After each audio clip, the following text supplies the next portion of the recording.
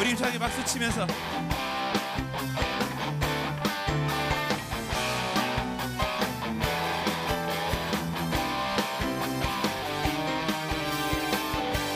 함께 고백할까요? 나의 가장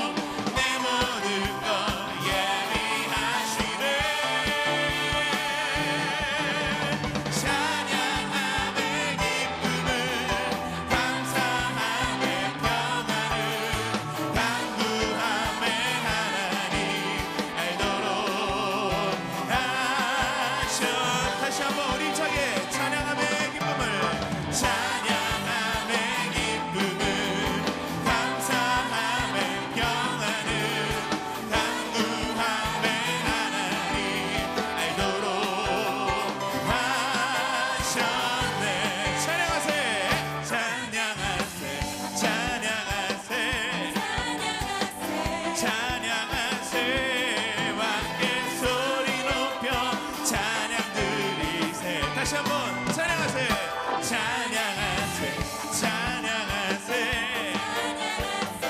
찬양하세 소리 높여 찬양 드리세 찬양받기에 찬양받기에 합당하신 주님 언제나 동일하신 주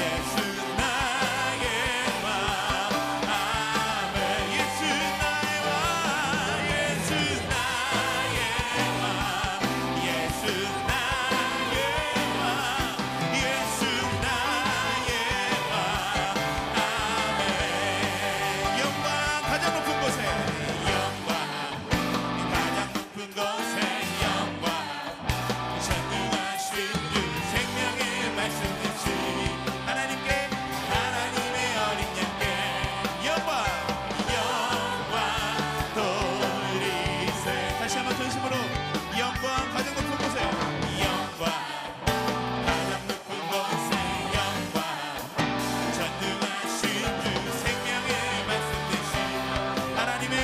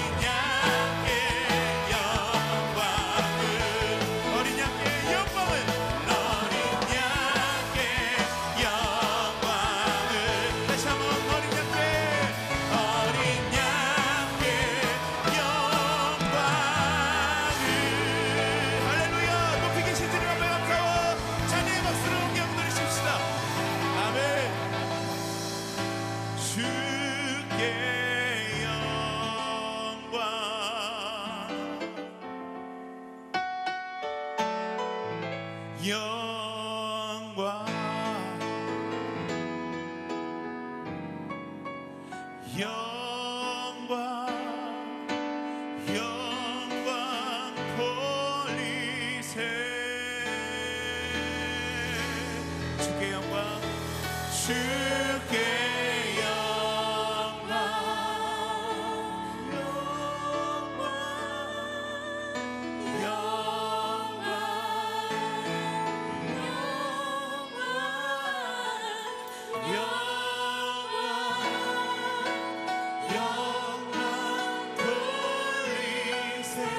우리 한번 오른손을 높이 들고 주께 영광 주께 영광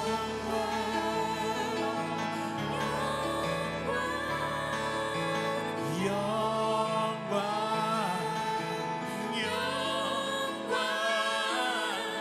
영광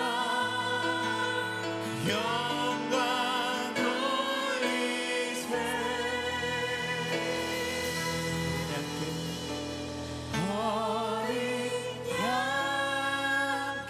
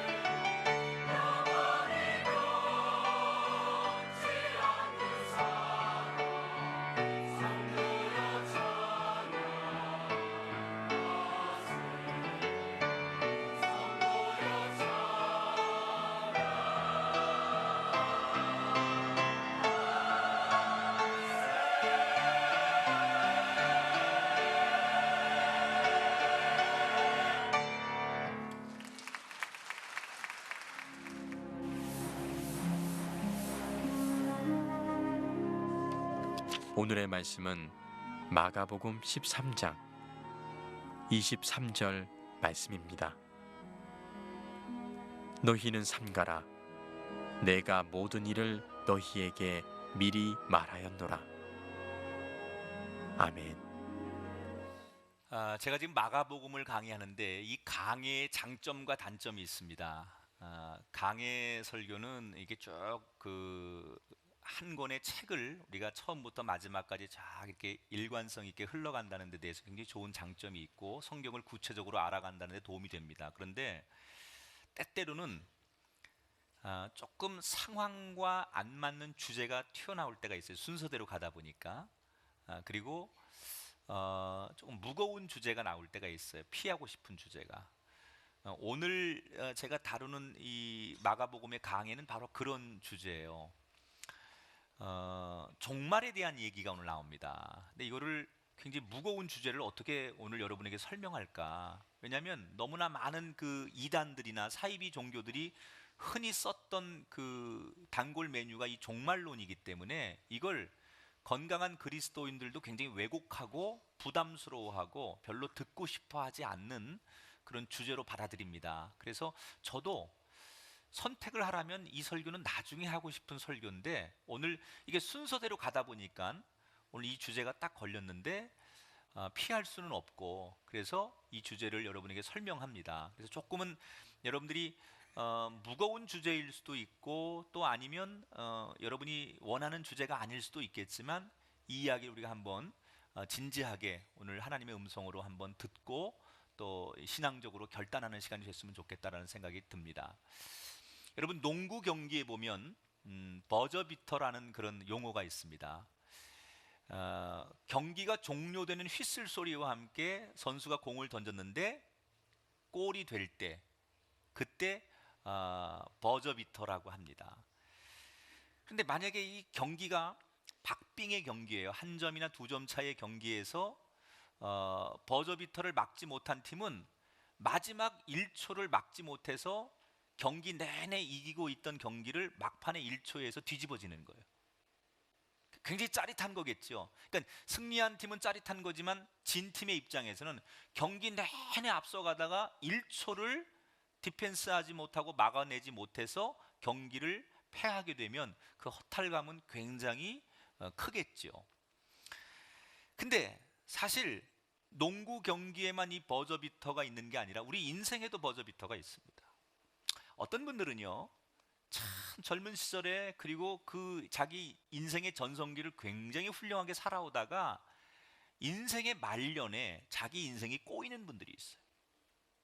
예를 들어서 그렇게 청렴하게 공직생활 잘하시고 평생을 남을 위해 봉사하던 분이 공직생활 얼마 안 남겨놓고 아주 원치 않는 사건에 휘말리거나 불행한 일을 만나서 자신의 평생의 그 삶의 기반이었던 정직하고 건강한 삶을 송두리째 잊어버리는 사람들, 또 평생을 그렇게 사이좋은 부부로 지내면서 인꼬 부부처럼 정말 가정에 충실하던 그 부부가 인생의 말년에 어떤 사건에 휘말리고 또 어떤 문제 때문에 둘이 같이 살지 못하고 노년에 이혼을 하는 사람들, 이게 다 뭐예요? 인생의 마지막을 버저비터를 막지 못한 사람들. 얼마든지 우리가 그럴 수 있어요. 그러니까 인생이라는 것은요 시작도 중요하고 과정도 다 중요하지만 그 마지막의 마무리를 어떻게 하느냐가 굉장히 중요하다는 얘기예요. 오늘 성경에 보면 인생에만 버저비터가 있는 게 아니라 우리가 살아가는 이 세상에도 마지막이 있다 이렇게 얘기를 하십니다. 예수님이. 자 여러분 보세요. 시작이 있으면 끝이 있는 건 당연한 거겠죠? 이 인류가 시작을 했어요. 그렇다면 끝도 있는 거예요. 우리가 태어났으면 죽는 거죠. 예배가 시작됐으니까 끝도 있는 거죠. 마찬가지예요. 넓게 보면 이 인류가 어디서 시작이 됐다라고 하면 어떻게 마무리된다는 것은 당연한 얘기예요.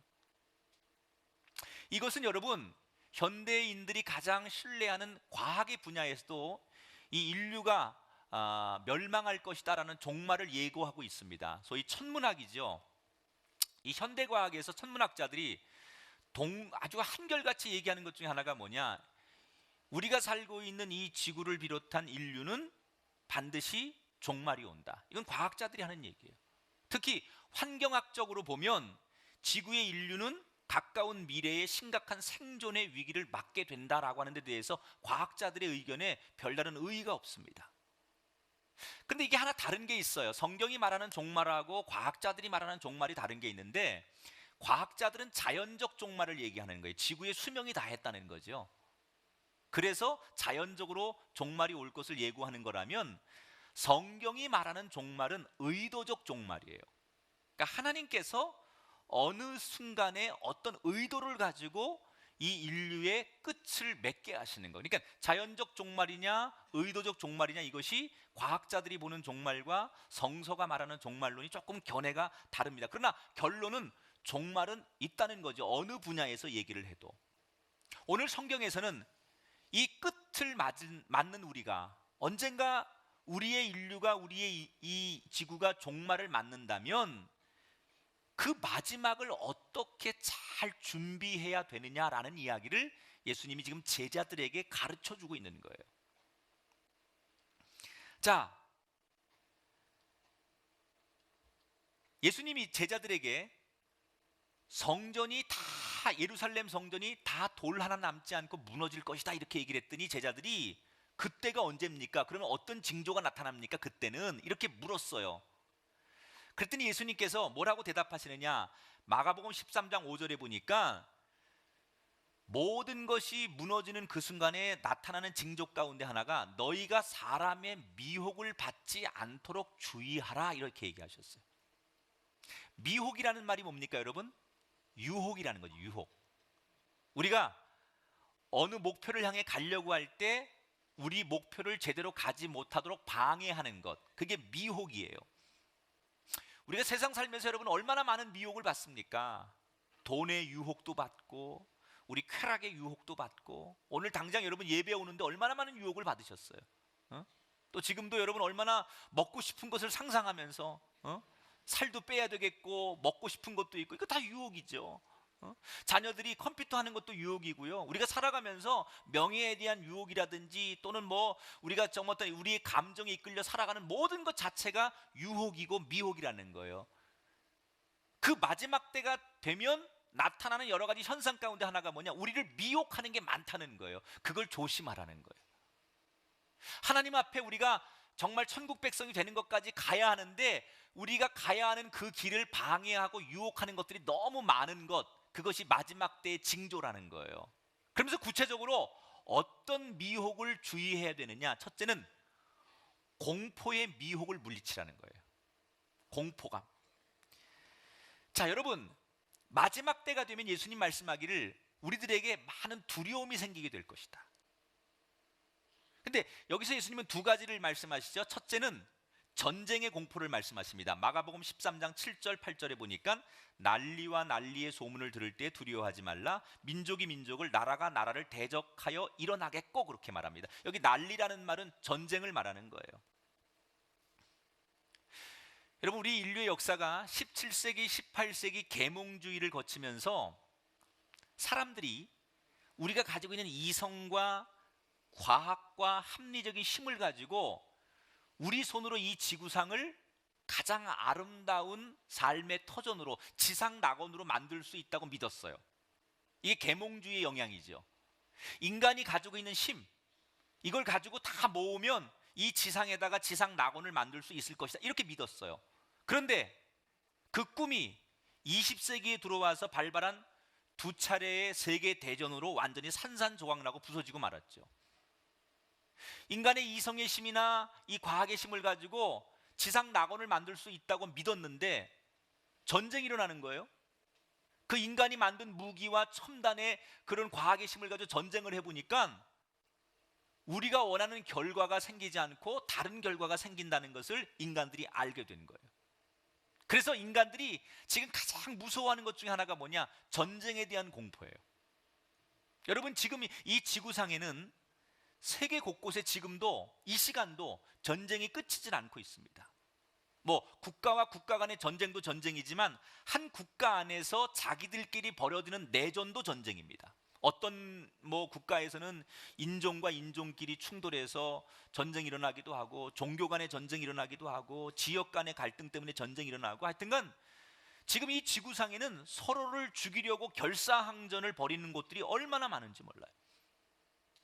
더군다나 지금 여러분 우리가 살고 있는 이 대한민국은 어떤 곳입니까? 전 세계가 주목하는 지구상의 가장 위험한 화약고예요.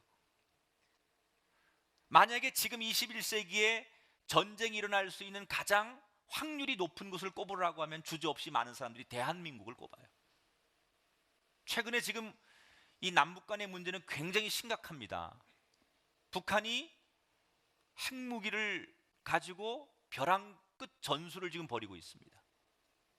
근데 뭐 북한이 연일 계속해서 서울을 불바다로 만들겠다, 핵폭탄을 터뜨리겠다, 끝까지 가보자 이러고 계속 지금 발표하는데, 우리나라 사람들은 하도 그런 얘기를 많이 들어가지고 이게 만성이 돼가지고 저놈 또 저거 헛소리 하네 이러고 우리는 이 전쟁에 대해서 별로 그렇게 우리 심각하게 안 느껴요. 걱정은 되지만 그렇게 설마 하니 저놈 저거 맨날 써먹는 전략이야 저거, 저놈들은 뭘 또 미국하고 뭘 협상을 벌이기 위해서 저 카드 들고 나온 거겠지 이러면서 우리는 굉장히 대수롭지 않게 여깁니다. 만성이 됐다는 얘기죠, 한국 사람들은. 그런데 여러분 외신 보도를 한번 보십시오. 유엔을 비롯한 전 세계의 지금 서방 국가들은 이 한반도의 상황을 그렇게 대수롭게 여기지 않고 있다는 거예요. 너무나 심각하게 보고 있는 거예요. 정말로 전쟁이 곧 일어날 수 있는 확률이 높다고 대한민국을 굉장히 위험한 지역으로 바라보고 있습니다. 저는 오늘 아침에 이렇게 교회에 일찍 나오면서 이 말씀을 묵상하다가 정말 우리나라에 전쟁이 일어나면 어떻게 할까 상상하고도 싶지 않더라고요. 지난번처럼 연평도에 북한이 미사일 쏘고 대포 쐈는데, 지난번에 우리가 얼떨결에 당했지만 이번에 그럴 리 없거든요. 몇 배로 되갚아 줄 거거든요. 그럼 저쪽에서도 어쭈 인민들을 위해서 우리가 이럴 수 없지, 그리고 또 좀 더 크게 나오면 이게 정말 어디로 튈지 모르는 굉장히 위험한 상황으로 갈 수도 있겠다. 상상을 못 하겠더라고. 전쟁이 나면 어떻게 해야 되지? 방법은 하나예요. 이 땅에 전쟁이 없기를 기도해야 돼요. 이 땅에 정말 하나님이 이 나라 이 민족을 버리지 않고 이 땅에 전쟁 없는 평화가 있기를 그리스도인이 기도해야 할 줄 믿습니다. 너무 간절히 기도가 되더라고요. 하나님 정말 이 땅에 하나님 평화를 주옵소서. 전쟁은 안 됩니다. 하나님. 전쟁 나면 어떡할 거예요? 무조건 교회로 모이세요. 어디 가도 소용없어. 이 교회가 그래도 튼튼하게 지어졌기 때문에 지하는 그래도 좀 튼튼하니까 그래도 다른 데보다 여러분 좀 이렇게 숨어 있기는 좀 편할 것 같아서 일단 교회로 모여보자고요. 아무튼간 전쟁은 없어야 합니다. 하나님이 이 땅에 평화를 주옵소서. 우리 그리스도인들이 이 문제 가지고 기도해야 될 때인 줄 믿습니다. 근데 여러분, 군인들만의 전쟁만 전쟁입니까? 지금 군인들 말고도 세계는 바야흐로 총성 없는 전쟁의 시대가 되었습니다. 보세요. 무역전쟁, 정보전쟁, 자원전쟁, 취업전쟁, 심지어 여러분들 아침마다 출근전쟁, 입시전쟁, 경찰들은 범죄와의 전쟁, 우리 목회자들은 주일날 출석과의 전쟁. 이 전쟁이란 말이 모든 단어의 그 꼬릿말에 다 달라붙어요 지금.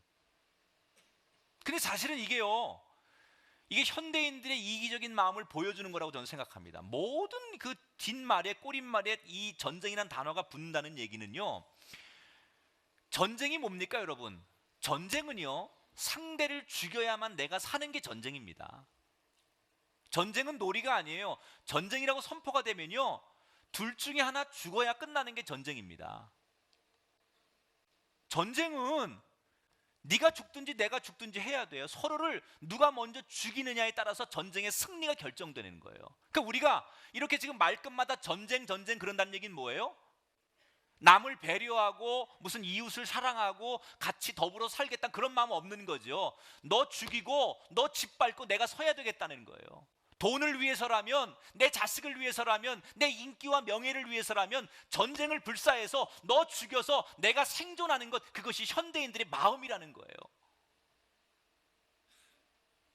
군인들만 총 들고 전쟁하는 게 아니라 너무나 평범하게 살아가는 이 땅의 많은 사람들이 지금 전쟁이라고 하는 공포감에, 전쟁이라고 하는 이 큰 틀 안에서 우리가 놀아나고 있다는 얘기죠.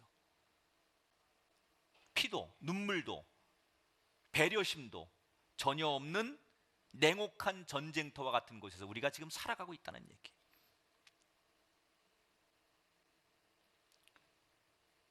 주님은 뭐라고 말씀하십니까? 전쟁으로 이기는 자가 아니라 사랑으로 이기는 자가 되라. 사랑하는 여러분, 우리가 싸워서 꼭 전쟁에서 이기는 방법만이 아니라 상대를 감동해서 이길 수도 있고요, 상대를 설득해서 이길 수도 있고요, 상대에게 오래 참고 기다려주면서 이길 수도 있습니다. 이게 하나님의 방법인 줄 믿습니다. 저는 여러분 모두가 전쟁으로 이기는 사람이 아니라 정말로 하나님의 사랑으로, 하나님의 은혜로 이기는 자 되시길 주의 이름으로 축원합니다. 두 번째, 어떤 공포가 있다고 했느냐? 자연재해의 공포예요. 자연재해.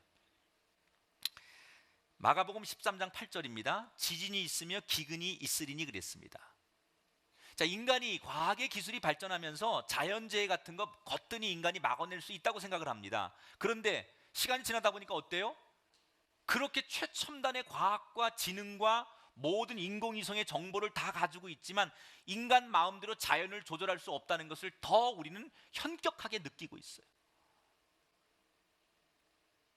여러분, 지금 지구가 온난화로 인해서 우리가 예측하지 못하는 기상이변, 자연재해가 속출하고 있습니다. 지금 지구가 점점점 더 많은 그 퍼센테이지로 사막화돼 가고 있어요.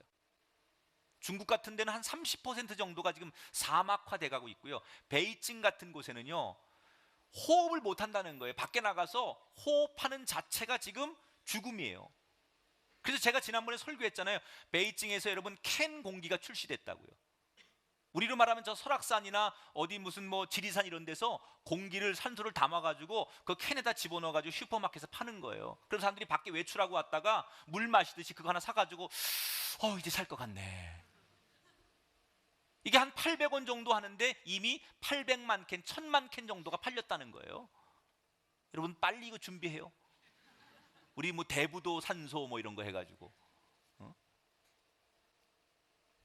얼마나 심각한 겁니까? 이제는 우리가 숨 들여 마시고 내뱉는 이것조차도 자연의 이 공해 때문에 마음 놓고 할 수 없다는 거죠. 그게 지금 우리가 살아가는 지구예요. 저 남태평양에 몰디브라고 하는 섬이 있는데, 이 섬은 원래 이렇게 아름다운 섬이었는데 지금 지구가 온난화로 인해서 바닷물의 높이가 계속 높아지면서 이 몰디브라는 국가가 완전히 물에 지금 잠겼습니다. 미국이 여러분 우리보다 얼마나 많은 정보를 가지고 있고 얼마나 많은 힘을 가지고 있습니까? 그러나 미국에 여러분 불어닥치는 여러 가지 자연의 재해 앞에 미국이 꼼짝없이 당하지 않습니까? 굉장히 무서운 거예요. 1998년도에 그 개봉됐던 영화 가운데 딥 임팩트라는 영화가 있어요. 지구가 이 우주의 소행성이나 운석과 충돌할 가능성을 가정하고 만든 영화예요. 근데 이게 여러분 지금 이제 가정이 아닙니다. 지난 2월 15일에 러시아 상공에서 직경 17m, 무게 1만 톤의 운석이 대기권에서 폭발하는 사고가 발생했는데 이 폭발력이 자그만치 히로시마 원자폭탄의 33배가 됐다는 거예요. 무슨 얘기를 하면 좀 놀래주고 그래요. 이게요, 이 운석이 지상 24km에서 터졌으니까 그나마 이 정도 됐지요. 이게 조금만 고도가 만약에 밑으로 내려와서 터졌으면 상상할 수 없는 대재앙이 일어난다는 거예요. 지난 1월 달에 여의도 크기만한 소행성이 지구 근처를 지나갔는데 천문학자들이 휴 하고 한숨을 쉬면서 이 소행성이 다시 2029년 4월에 일반 위성보다 더 낮은 고도로 지구를 비켜갈 것으로 예상하는데, 이게 만약에 예상보다 안 돼서 지구하고 어떻게라도 충돌이 일어나면 여러분 이 지구가 대단한 별 같아요? 우리가 가지고 있는 이 지구상의 엄청난 사람들의 재능과 이 모든 것들이 엄청난 것 같아요? 이 우주 안에 떠도는 수없는 별들 가운데 어느 것 하나 와가지고 자동차끼리 충돌하듯이 지구와 충돌하면요, 악소리도 못하는 거예요. 지구는 정말로 가장 약한 별이고 아무것도 할 수 없는 가장 연약한 별이 지구예요. 오히려 우리가 가지고 있는 과학으로 보니까 이 지구라고 하는 별이 아무것도 할 수 없고 이렇게 자연의 앞에, 자연의 재해 앞에, 이 우주의 원리 앞에 우리는 아무것도 할 수 없는 연약한 존재라는 것이 속속히 밝혀지고 있어요. 여러분 어떠세요? 지금 제 얘기 들으니까 두렵죠? 예수님이 이 얘기 하신 거예요. 마지막 때 되면 이런 얘기를 많이 하게 된다는 거예요. 그 사람들이 두려운 거야. 여러분 생각해 보세요. 지구가 언제 멸망할지도 모르고, 이거 무슨 언제 전쟁 날지 모르는데 이런 설교 들어보면 여러분 무슨 생각이 들어요? 이거 내일이 무슨 내일이야? 직장이고 뭐고 다 때려치고, 학교고 뭐고 다 때려치고, 이거 내일 어떻게 될지 모르니까 라면 사가지고 어디 지하에 숨자. 누구 말도 안 믿게 되고 사람이 공황 상태에 빠지는 거예요. 그래서 이런 종말론을 얘기하고 멸망을 이야기하면 사람들이 현실 감각을 잊어버리게 된다는 거죠.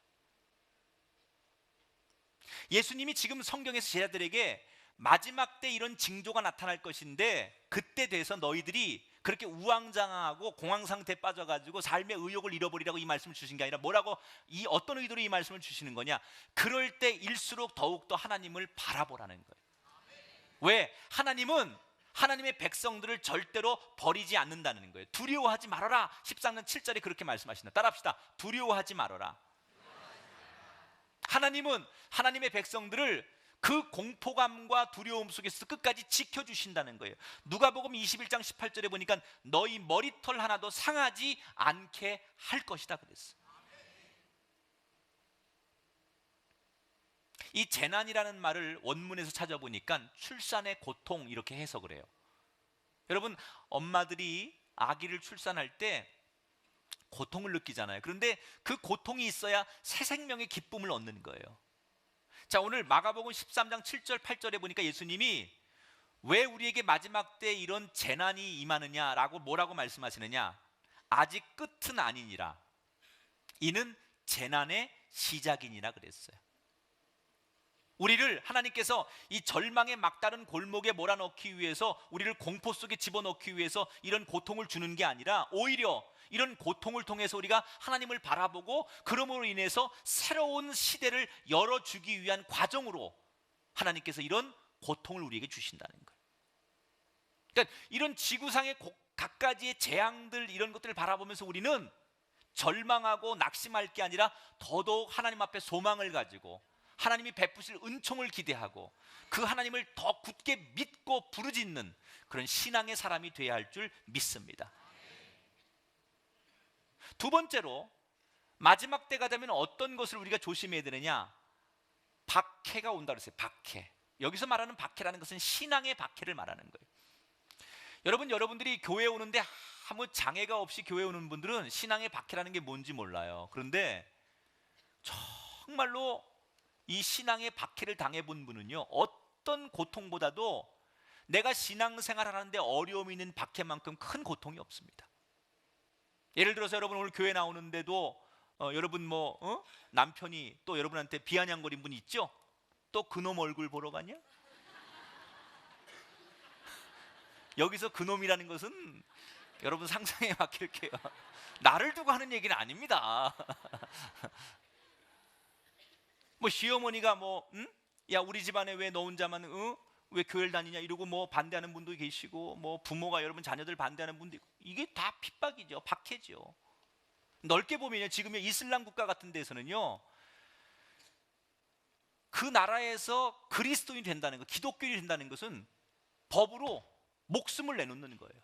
실제로 개종을 했기 때문에 처형을 당하고 가족들이 사형장에서 사형을 당하는 예가 지금도 빈번하게 일어나고 있어요. 마지막 때가 되면 기독교인들에게 신앙의 종교적 박해가 많을 것이다. 그것이 마지막의 징조다라고 예수님께서 말씀하십니다. 자, 그러면 하나님을 믿는 사람들에게, 하나님을 믿겠다고 나선 사람들에게 하나님은 마지막 때 왜 지켜주지 않으시고 왜 악의 무리 속에서 우리를 고통 속에 그냥 내버려 두시느냐, 이해가 안 되잖아요. 우리가 하나님을 나의 아버지로 또 나의 구주로 내가 믿고 기독교인이 되면 하나님께서 우리를 지켜주셔야 되는데 왜 우리를 지켜주지 않고 환난과 핍박 가운데 그냥 그러면 내버려 두시는 걸까? 그 이유를 마가복음 13장 9절에 예수님이 이렇게 대답하십니다. 이는 그들에게 증거가 되려 함이라.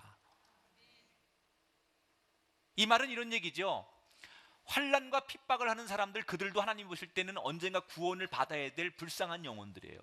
그런데 마치 예수님께서 하나님의 명령대로 십자가를 지시지 않았다면 인류의 구원이 없는 것처럼 누군가 희생하더라도 그렇게 핍박하고 환난을 만드는 사람들에게 그리스도의 복음을 전하는 사람이 있어야 된다는 거죠. 적어도 기독교에 대해서 핍박하는 사람들에게 핍박을 당하면서도 그 자리에 있어야 되는 이유는 그들에게 이 핍박을 당하는 사람이 마지막에 희망의 불씨가 된다는 얘기예요. 누군가는 그들에게 복음을 전해야 되는데 내가 핍박받는 것이 두려워서 그 자리를 떠나면 그 누구도 그들에게 복음을 전할 수 없기 때문에 하나님은 핍박 가운데 우리가 그들에게 희망의 불씨가 되기를 원하신다는 거예요. 그래서 마지막 때 분명히 기독교에 대한 박해와 종교적인 핍박이 있겠지만 그것을 이겨내길 원하시는 하나님. 그런데 여러분, 그냥 우리를 방치하고 알아서 너희들이 이겨내라 그렇게 약속하지 않고 뭐라고 약속하셨어요? 성령님을 통해서 우리를 돕겠다고 말씀하셨어요. 우리를 인도해 주시겠다고 말씀하셨어요. 우리를 응원해 주시겠다고 말씀하셨어요. 그러므로 여러분, 여러분의 힘으로 종교적 박해가 올 때 여러분의 지식으로 맞서지 말고 성령의 도움을 구하시기 바랍니다. 난 여러분의 인생에 성령께서 돕는 은혜가 있기를 주의 이름으로 축원합니다. 여러분, 복음은 내가 전하는 게 아니에요. 성령께서 나를 도울 때 전하는 거예요. 이게 우리 인생의 습관이 돼야 돼요. 성령이 나를 도울 때 그 성령에 취해서 부르는 노래하고 내가 내 재능으로 부르는 노래하고 달라요. 성령의 인도하심 따라 말씀하는 거하고요, 내가 내 지식을 가지고 말씀을 전하는 거하고 달라요. 난 여러분 성령의 도움을 받으시기 바랍니다. 성령님은 우리를 도와주시는 분이에요. 어떤 어려움과 박해와 환난 가운데 있을지라도 분명히 성령의 도움을 받는 우리가 되기를 주의 이름으로 축원합니다. 마지막 세 번째, 오늘 예수님은 마지막 때가 되면 거짓의 미혹을 조심하라 그랬어요. 거짓의 미혹. 자, 마지막 때 나타나는, 지금 말세에 나타나는 증거가 갖가지의 재앙의 공포가 몰려오고 극심한 신앙의 박해가 생긴다. 자, 이런 일이 생기면 사람은 본능적으로 자꾸 그 어려움에서 피할 길을 찾게 됩니다. 그러면 사람들이 자꾸 두려워하고 소극적으로 움츠려들면 반드시 그때 등장하는 존재가 있습니다. 사기꾼들입니다. 여러분, 사기꾼은 언제 등장하는 줄 알아요? 사람들이 힘들고 어려울수록 사기꾼들이 많아요. 원래 경영학에서 그 마케팅을 할 때 여러 가지 마케팅 방법이 있는데 그 중에 하나가 공포 마케팅이라는 게 있어요. 사람들에게 공포심, 두려움을 집어넣어 주고 그 심리를 이용해서 이익을 챙기는 마케팅, 이 공포 마케팅이에요. 그러니까 여러분 지금 여자분들도 그거에 많이 속고 계신 거예요. 예를 들어서 화장품 회사에서 자외선 쐬면 얼굴에 주름 생기고 피부 암 오고 완전히 얼굴이 팍 늙는다고 공포감을 주는 거예요. 그러면은 자외선 안 쐬려면 어떻게 되냐? 이거 발라야 된다는 거야. 그래서 공포감을 딱 주고서 그러면 안 되는데, 그러면서 갖게 되는 생각이 대안을 주는 거죠. 그리고 그 화장품을 딱 내놓으면 사람들이 이 공포 마케팅에 쏠려가는 거예요. 그래서 사는 거야. 그런 경우가 많죠. 사람에게 두려움을 주고 공포감을 준 다음에 어떤 슬쩍 대안을 딱 주면 사람들은 반드시 그것을 받아들이게 돼 있다는 거예요. 그게 공포 마케팅. 저는 지금 공포 마케팅 하는 거 아니니까 그런 눈으로 보지 마세요. 그런데 마지막 날이 되면 예수님께서 이렇게 공포 마케팅을 하는 거짓 선지자들, 거짓 종교인들, 구원자라고 여기는 종교 사기꾼들이 급증할 것이다라고 예언을 하십니다. 마가복음 13장 6절을 같이 읽어보겠습니다. 시작. 많은 사람이 내 이름으로 와서 많은 사람을 미혹하리라 그랬습니다. 자, 여러분 잘 들으세요. 내가 재림주다, 내가 하나님이 보낸 제2의 예수다, 이렇게 자기를 구원자라고 주장하거나 그걸 옹호하거나 맞다고 동조하는 사람들은 1초도 여러분 고민할 거 없어요. 100% 사기꾼입니다. 1초도 고민하지 말아요. 고민하는 분 계시네요. 무조건 뭐 이 지구상에 누구든지 내가 하나님이 보낸 사람이고 내가 구원자고 거기에 그런 분이 있다고 그것을 믿는 사람들은 다 100% 사기꾼이에요. 근데 한국 사람들은요, 너무 순진해가지고, 아니 목사님 그래도요, 혹시 그 사람이 정말 다시 오시리라고 예언하는 그분이면 어떡해요? 아니면 좋지만 혹시라도 그분이, 만약에 그분이면 어떡하지요? 그분이 예언된 구원자일 수도 있잖아요. 이러면서 굉장히 찜찜해 하시는 분들이 있습니다. 여러분 절대 걱정하지 마십시오. 성경에 보니까 2000년 전에 처음에 오셨던 예수님은 이스라엘의 한 구석에 비밀스럽게 태어나셨지만 다시 오실 예수님은 하늘로부터 모든 사람들이 한꺼번에 볼 수 있도록 오시겠다 그랬어요. 모든 사람이 볼 수 있도록. 마가복음 13장 26절을 볼게요. 그때 인자가 구름을 타고 큰 권능과 영광으로 오는 것을 여기 사람들이라는 것은 복수예요. 모든 사람들이 보리라 그래요. 다시 오실 예수님은 비밀스럽게 2000년처럼 오시는 게 2000년 전에 그렇게처럼 오시는 게 아니라 다시 오실 예수님은 모든 사람들이 다 볼 수 있도록 오신다는 거예요. 저도 여러분도 여러분의 자식도 다시 오실 예수님이 어떤 분인지 다 알게 된다는 거예요. 누구만 비밀스럽게 알지 않고 모두가 알게 오시겠다고 말씀하셨기 때문에 다시 오실 예수님은 우리가 다 알아야 돼요. 그게 다시 오실 예수님이에요. 일부만 알고 비밀스럽게 아는 것, 이건 100% 사기꾼들이 하는 얘기예요. 1초도 헷갈리지 말아요.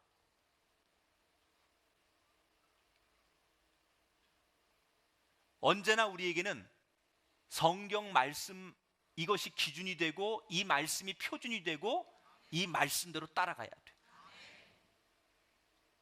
여러분 지금 우리나라가 전 세계에서 아마 예수님은 한 분인데 자칭 예수라고 하는 분이 한 3,000명 된다죠. 언제 하나님이 이렇게 예수님 많이 나셨는지 모르겠어요. 지금 전 세계에서도 대한민국이 가장 많은 종말론, 재림주, 사기꾼들이 가장 많은 곳이에요. 오늘 여러분 마가복음을 제가 얘기하다가 할 수 없이 이 주제를 얘기하지만 분명하게 우리의 신앙에 관점이 생기게 되길 주의 이름으로 축원합니다. 작년에 여러분 우리가 잘 알다시피 통일교회 문선명 씨가 죽으면서 이 사람의 주장은 이 땅에 있는 모든 종교를 통일하겠다는 거예요. 그 사람이 교리 가운데 하나. 그런데 뭐 이 땅에 있는 종교를 다 통일해요. 자기 아들도 통일을 못 해가지고 아들이 반란을 일으켰잖아요. 아들부터 통일했으면 좋겠어. 아들끼리도 싸워가지고 장례식장에 들어오냐 마냐 이러고 그랬는데 뭘 통일을 해요. 통일을 한마디로 코미디예요. 코미디. 여러분 살아있는 분 되시기 바랍니다. 우리 꿈의 교인들은 살아있네. 영적으로 살아있네. 아멘. 정말 뭐가 뭔지 구분도 못하는 죽은 영혼 되지 말고, 죽은 영혼은요, 물고기는 이리 물이 흘러가면 이리 떠내려가고 저리 흘러가면 저리 떠내려가는 그런 영혼이 말고 살아서 진리를 향하여 거슬러 올라갈 수 있는 그런 분들이 되시기를 주의 이름으로 축원합니다. 예수님도 뭐라고 말씀하시냐, 마가복음 13장 32절에 보니까 그러나 그날과 그때는 아무도 모르나니 하늘에 있는 천사들도 아들도 모르고 아버지만 아시니라. 종말의 시각을 구체적으로 못 봤거나 그날과 그때는 아무도 알 수 없다 그랬어요. 그런데 어떤 분이 이 성경 구절을 또 교묘하게 말장난으로 이용하더라고요. 그날과 그때는 알 수 없다고 성경에 말했지만 계절이나 연도 정도는 알 수 있는 거 아니냐, 이렇게 또 말을 바꿔가지고 그래서 시한부 종말론이라고요. 언제쯤 우리가 종말이 올 것이다. 몇 년 정도의 종말. 날짜는 못 박잖아요, 이 사람들은. 성경대로 말하면 그날과 그 시각은 모르지만 연도나 계절은 안다. 그래가지고 시한부 종말론자들이 이렇게 또 말장난을 하면서 하는데 그것도 역시 100% 거짓말이에요. 자, 그러면 여러분 한 가지 우리가 의문점이 있어요. 왜 하나님은 우리 믿는 사람들에게조차도 분명히 마지막이 있다고 말씀하시면서 그때가 언제인지 우리에게도 가르쳐 주시지 않는 걸까? 왜 심지어 예수님에게도 그때를 가르쳐 주시지 않았을까? 하나님께서. 궁금하죠? 궁금해? 안 궁금해? 궁금하잖아요. 이유는 하나예요. 우리로 하여금 깨어있게 하시기 위해서. 자, 가정을 해봐요. 만약에 하나님께서 우리들에게 언제 어느 때 종말이 올 것이다 라고 정확하게 가르쳐 주셨어요. 그럼 어떤 현상이 벌어질까요? 사람들이 막 살다가 그 시간이 임박해가지고 속성으로 신앙생활 하는 거예요. 어차피 뭐 그때까지 임박할 때까지만 막 날다 그때가 임박하면 그때 가서 교회 가서 등록하고 그때 가서 세례 받고 그때 가서 뭐 좀 어떻게 잘해가지고 그때 타면 되지라는 생각을 한다는 거죠. 하나님이 원하시는 신앙은 그게 아니에요. 처음부터 마지막까지 일관되길 원하시는 거예요. 항상 깨어 있어라라는 얘기는 어느 때 주님이 오셔도 그날이 오늘이든 내일이든 어제든 상관없다는 거예요. 어느 때 오셔도 어느 때 주님이 다시 오신다 할지라도 내가 항상 그 주님을 맞이할 수 있는 준비된 신부처럼 그 신랑을 맞이할 수 있는 그런 영혼이 되는 것, 그것이 그리스도인이 가져야 될 신앙이라는 거예요. 여러분 항상 깨어 있으시기 바랍니다.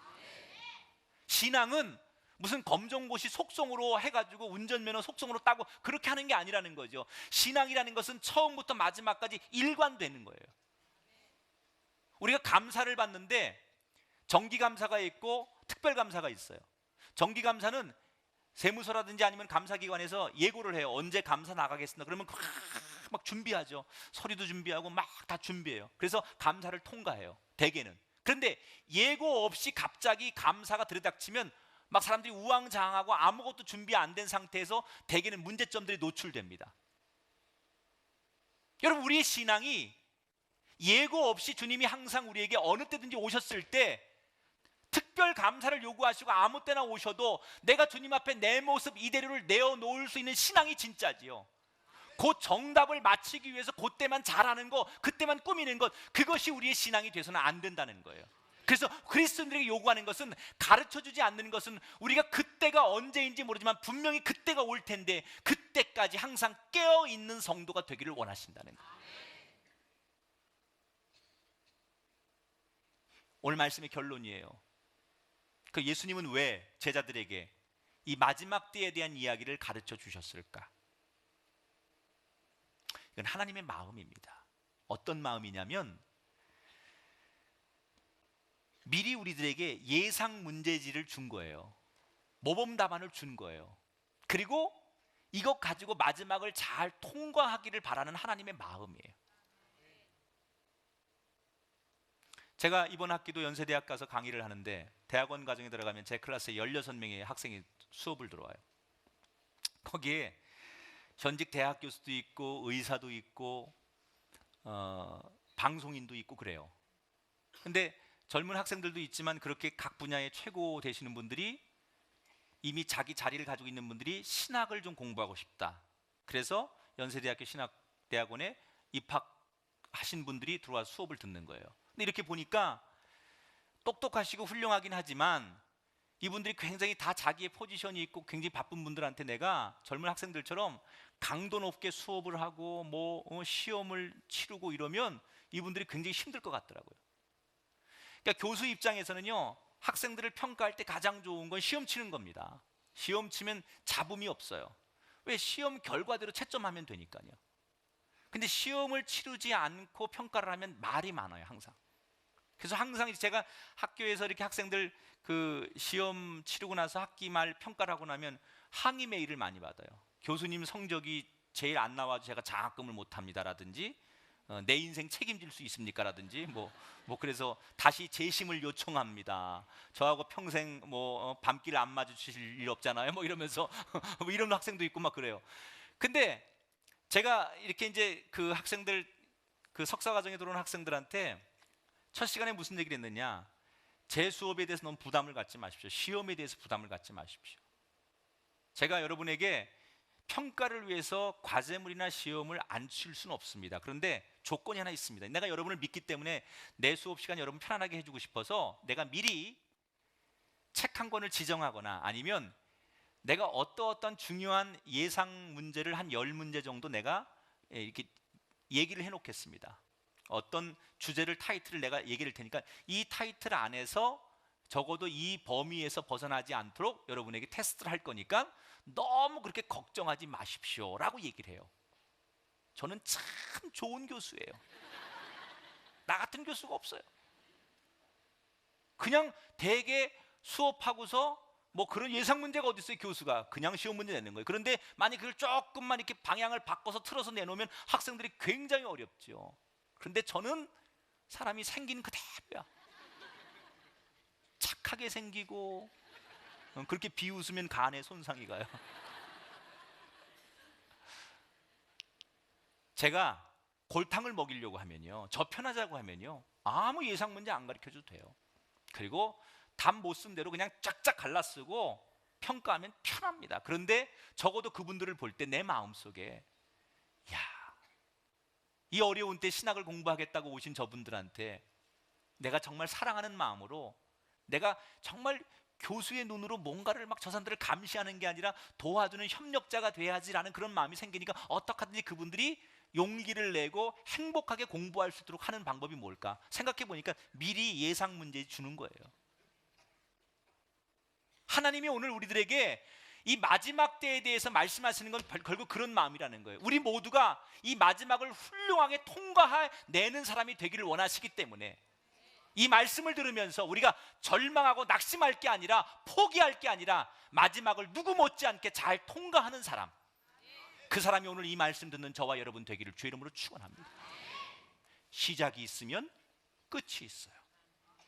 끝은 분명히 있지만 그 끝이 절망의 끝이 아니라 또 다른 시작의 끝이라는 것을 기억하시면서 그 하나님의 사랑의 마음을 담고 늘 우리의 인생 속에 항상 우리의 마지막이 있다는 생각, 그래서 겸손하게 진실하게 하루하루를 살아가는 종말론적인 신앙을 갖는 건강한 교인들이 되시기를 주님의 이름으로 축원합니다.